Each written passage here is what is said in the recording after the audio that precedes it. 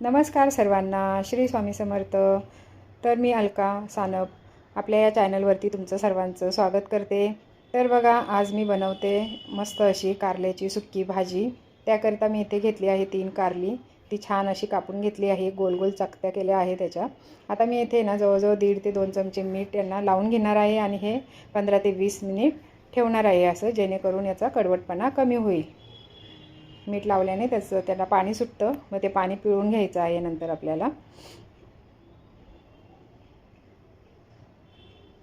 चांगलं असं चोळून लावायचं आहे, सगळ्या कारल्यांना लागलं गेलं पाहिजे मीठ। आता बघा, इथे घेतली आहे मी कांदे, तुम्हाला जेवढे पाहिजे तेवढे घेऊ शकता। इथे मी 3 कांदे घेतले आहे। आता कढईमध्ये तेल टाकून घ्यायचं आहे। तेल गरम झालं की त्यामध्ये मी टाकून घेणार आहे लसूण।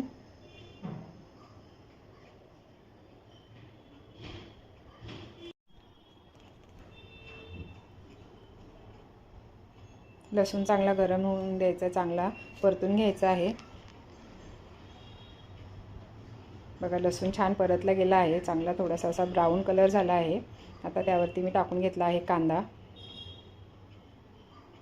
कांदा पण चांगला सॉफ्ट झाला आहे।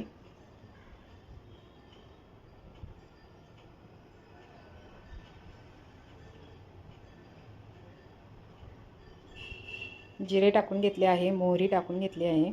त्यामध्ये मी टाकून घेणार आहे हळद आणि मिरची पावडर। धने पावडर पण टाकून घेतली आहे मी। आता हे चांगलं परतून घेते। अशा प्रकारे आहे ना, तुम्ही एकदा कारल्याची भाजी बनवून बघा, खूप छान बनते। आता बघा, मी हे चांगलं परतवलं आहे आणि आता ही कारली जवळजवळ 20 मिनटं झाली आहे ही मी ठेवलेली। आता बघा, याला किती छान असं हे पाणी सुटलं आहे। आता हे पाणी चांगलं पिळून घ्यायचं आहे।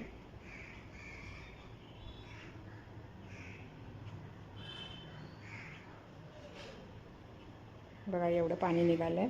आता आहे ना, ही कारली परत एकदा स्वच्छ चांगल्या पाण्यामध्ये धुवून घ्यायची आहेत। आणि आता हे सगळं कांदा वगैरे छान असं परतून झालं आहे ना, त्यावरती टाकून घ्यायची। कारली चांगली सॉफ्ट झाली आहे, आता तर जास्त टाईम लागणार नाही शिजायला, तर लवकर शिजवून होणार।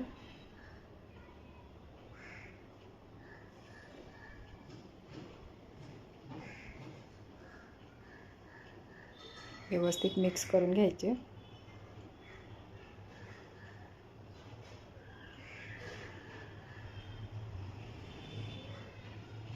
मिठाचं पाणी लावून कारली ठेवली ना, बराचसा त्याचा कडवटपणा कमी होतो।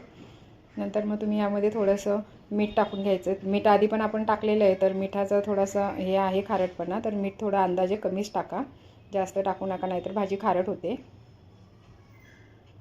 आता बघा, मी इथे आहे ना या भाजीमध्ये टाकणार आहे एक म्हणजे जो असा मिरचीचा खरडा असतो ना, शेंगदाणे आणि मिरचीचा, तो मी थोडासा यावरती टाकून घेणार आहे, कारण याने ना टेस्ट खूप छान येते, मस्त लागते टेस्ट। फक्त लसूण, हिरवी मिरची आणि शेंगदाणे, जो आपण खरडा बनवतो ना खाण्यासाठी तव्यावरती, तोच खरडा मी यामध्ये टाकून घेतला आहे। आता छान ही भाजी आता वाफेवरती शिजवायची आहे। वरून झाकणावरती थोडंसं पाणी टाकून ठेवायचं, जेणेकरून भाजी खाली लागली नाही जाणार।